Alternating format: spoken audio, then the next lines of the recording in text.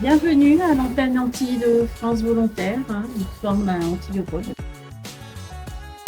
Je me présente, Nathalie Isaac Daoumé, directrice de cette antenne. On est à une année après l'inauguration de l'installation de l'antenne Antilles qui a eu lieu en 2024, le 12 septembre, au MACT, Mémorial Act, en Guadeloupe. Je suis contente, aujourd'hui en 2025, retour, arrêt sur image, de pouvoir vous accueillir et vous montrer le chemin parcouru depuis cette inauguration du 12 septembre. J'ai l'honneur de vous présenter nos locaux et l'équipe aussi qui s'y rattache. Eh bien, suivez-moi. N'oubliez pas, nous sommes à une date anniversaire très importante. Et aujourd'hui, le 12 septembre 2025, nous avons toujours avec nous Séverine Debès, qui est la responsable administrative et financière de l'antenne Antilles de France Volontaire. Bonjour, alors moi je suis le deuxième élément qui a été rajouté à l'équipe. Je suis arrivée en septembre, une semaine avant l'inauguration. Bien sûr plein de choses ont été faites depuis, mais c'est vrai que la première période, ça a été surtout de créer cet espace, le rendre accueillant pour nos volontaires, pour notre public. Et voilà, donc ça a été une aventure. Après Séverine, nous avons arrivé troisième personne qui constitue cet esprit de choc, Oriane Altona. Bonjour, je suis Oriane Altona, chargée de suivi et de mobilisation des volontaires et également chargée de communication. Cela fait maintenant 12 mois que nous sommes installés et j'ai le plaisir de faire partie de cette équipe.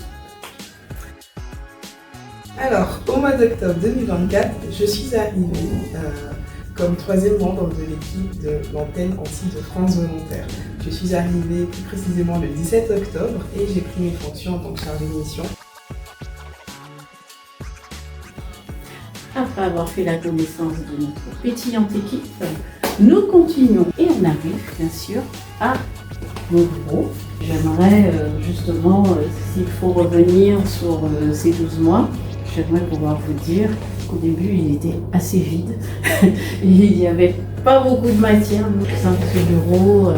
Il retrace un petit peu quand on regarde, c'est vrai, les murs, tout ce qui s'est passé depuis mon arrivée, à l'exemple de la tournée que j'ai eu à effectuer en novembre 2024, en début 2024, j'ai pu rencontrer différents acteurs, et notamment l'Alliance française de Saint-Domingue. On a des acteurs qui nous suivent. Quand je parle en tournée, c'est vraiment pour répondre aux préoccupations de nos trois territoires d'intervention, en allant sur les territoires de coopération vers lesquels ils souhaitent s'engager et envoyer des volontaires même accueillir. Est-ce que vous vous souvenez de la première formation? Ah oui, je m'en souviens bien. C'était vraiment un événement important et mémorable. Oh oui, et on n'avait pas tout l'équipement. C'est vrai, on n'était pas encore totalement équipés, c'est sûr. Ouais. C'était une formation qui était assez importante. On était appuyé par la chargée de mission du siège, Elena Popescu, pour cette première formation. On a eu l'occasion de revenir sur les thématiques liées au volontariat, la solidarité en mission, qu'est-ce qu'être volontaire, dans quoi je m'engage, comment je m'engage. Première formation, on avait une bonne représentation parce qu'en fait on avait un volontaire de chaque partenaire du programme Interreg, Guadeloupe, Martinique, Saint-Martin. Donc franchement, j'étais très contente parce qu'en fait, on avait accueilli et les volontaires au départ de Martinique, Guadeloupe, mais également les volontaires qui venaient, donc les volontaires de réciprocité.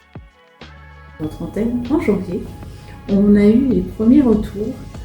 Sur ce retour, il faut savoir qu'on avait 12 volontaires de la région de Guadeloupe. Et pour l'espace sud, ils étaient 4. Qui eux étaient partis dans le cadre d'un programme intitulé Territoire volontaire. Quand ils reviennent, c'est important et ça fait partie en fait de la procédure, des missions, à savoir accompagner à la mobilité au départ, mais accompagner aussi au retour. Donc ça a été l'occasion de faire des stages de relecture. Il s'agissait à leur retour de leur permettre, par ce stage de relecture, de voir dans quelle mesure ils pouvaient valoriser l'expérience et compétences acquises sur le terrain du volontariat, et puis surtout repartir sur une projection professionnelle. C'est des bilans qu'on fait à titre collectif, donc ils peuvent venir en relecture tous ensemble, comme aussi individuel, et en reprenant le suivi de l'accompagnement des volontaires qui étaient partis sur les programmes TEVO. Ça nous a permis en fait de capitaliser sur un vécu, d'établir en fait un diagnostic de ce qui a pu se passer et comment en fait nos jeunes antillais réagissaient en mission. Donc en fait ces expériences retour nous ont permis en fait de mettre le doigt sur ce qu'il fallait amender en termes d'accompagnement ou ce qu'il fallait plus adapter aux spécificités de notre bassin et aux particularités. Du coup, on arrive au mois de février 2025. Là, que s'est-il passé? On était au salon des étudiants en Guadeloupe. Mais comme on parlait du mois de février du salon de l'étudiant, justement, oui, c'est le type de matériel qu'on a utilisé lors de ce salon. Oui, kakémono, rétroprojecteur.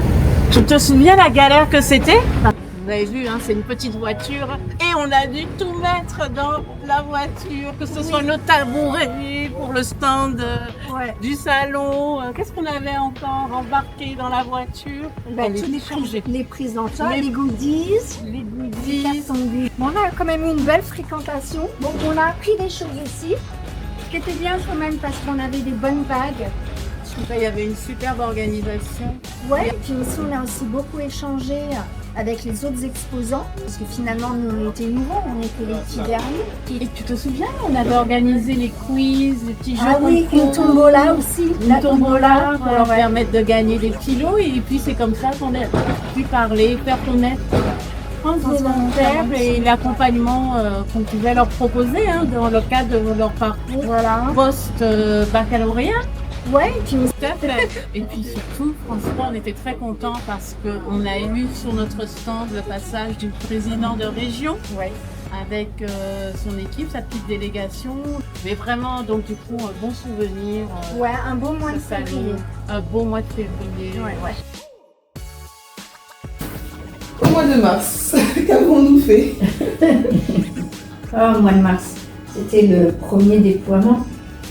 Effectivement, on a une demi-dizaine de volontaires qui sont arrivés en Guadeloupe, Martinique et Saint-Martin ou qui sont partis à l'international. On a eu une volontaire de Martinique qui est partie à l'Alliance française de Sainte-Lucie. On a accueilli le volontaire de Sainte-Lucie en Martinique. En Guadeloupe, les deux volontaires de réciprocité de la région Guadeloupe qui ont été accueillis et déployés à l'Université des Antilles, une provenant de l'Équateur, l'autre du Mexique. On a eu le dernier accueil de volontaires en réciprocité qui nous venait de la Dominique, qui lui était accueilli à Saint-Martin. On a accueilli un volontaire du Bénin, lui en Guadeloupe, notamment dans le cadre de la cohorte de la mairie de Bénin. Notre régie n'était pas encore complètement effective et qu'il a fallu qu'on trouve des solutions alternatives pour leur remettre leurs indemnités, pour faciliter leur installation. Donc voilà, on s'est adapté. Il y a eu des moments forts, des moments de stress aussi. C'est toute une organisation logistique entre ceux qui partent, que nous on réceptionne, ceux qui arrivent dans leur territoire de mission. On n'est pas sur le terrain avec eux, donc on doit tout gérer à distance, un peu plus de stress. On doit beaucoup compter sur nos partenaires et c'est pour ça qu'on construit avec eux des relations de confiance, car on a quand même aussi pas mal travaillé sur la familiarisation, la connaissance de France Volontaire. Et ça, on ne peut pas le faire sans les réseaux sociaux, c'est notre univers actuel. On a notre Facebook, sans les médias, que ce soit les médias écrits, les médias de télévision. Et notamment, quand je regarde cet article de France Antilles qui est sorti sur l'inauguration de notre antenne qu'on avait faite au Malte, eh bien, ça témoigne bien de l'avancée et de tout ce qu'on a pu parcourir depuis. On a pu justement prendre une page sur l'aspect communication grâce au partenariat avec EWAG et qui nous a permis de faire une petite présentation, une sensibilisation et puis faire connaître aux différents lecteurs France Volontaire et le type d'accompagnement que nous proposions. Voilà. Les Antilles s'engagent pour le volontariat. C'était important aussi de faire passer ce message. La médiatisation fait aussi partie et la sensibilisation et connaissance de France Volontaire fait partie effectivement de l'émission. Et ça, on a parcouru pas mal de chemin et on en est fiers. Oui.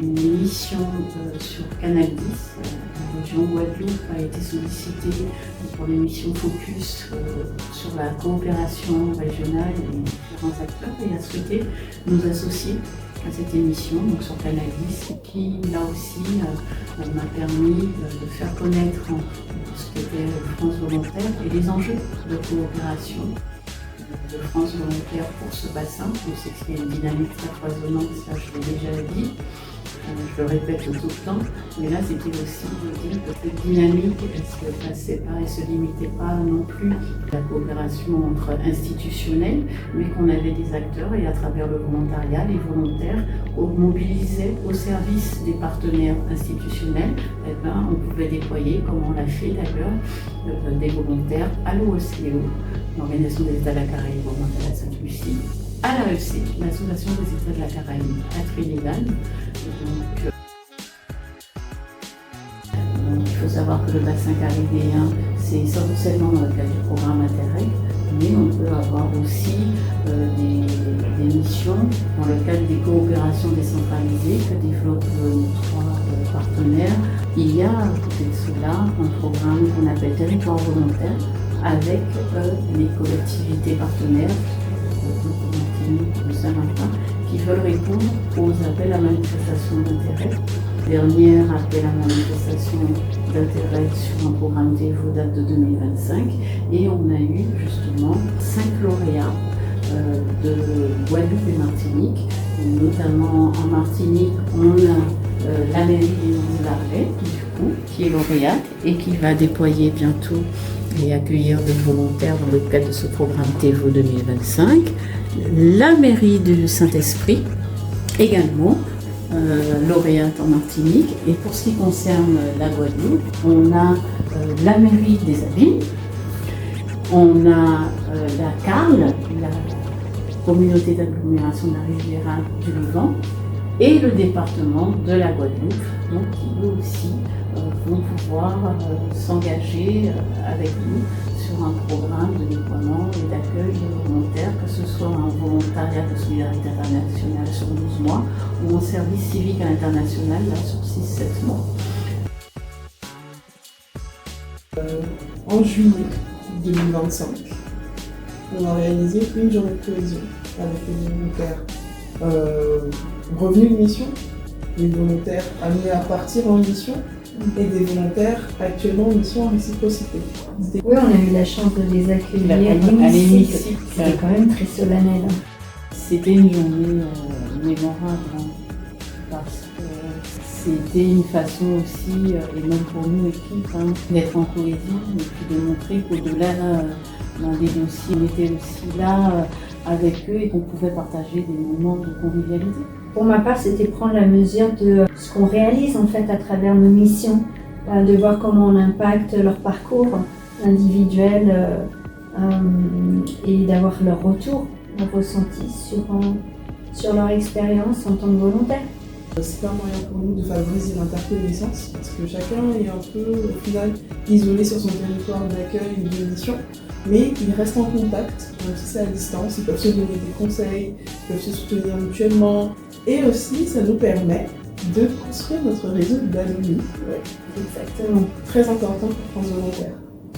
Cette première journée de correction s'est faite en Guadeloupe, mais on va faire la même chose aussi en Martinique, où Finalement, se dérouler, c'est intéressant parce que ça nous permet de se rebaigner dans tout ce qu'on a fait. vous n'avez pas dit les filles, hein, je pense que là, en termes d'équipement, on peut dire que sur l'installation physique, on est bon. Petit à petit, on a aménagé l'espace. Mois par mois, on a eu des nouvelles choses, de nouveaux outils. Le local était vide. Pas de connexion Wi-Fi, pas d'électricité, il n'y avait même pas un compteur EDF. Qu'est-ce qu'on retient? Que le temps passe vite. Beaucoup d'énergie. Elle est riche. Hein, Je pense qu'on retient beaucoup de satisfaction. Beaucoup de cœur aussi. On ne s'ennuie pas. On est vraiment bien parti. Beaucoup d'adaptabilité, de flexibilité. Fierté parce que ça s'est concrétisé en fait. On n'a pas fini de découvrir, d'apprendre aussi au contact des autres, au contact des volontaires, tu disais, mais au contact aussi des partenaires et de notre écosystème. Donc c'est pas fini, le travail continue.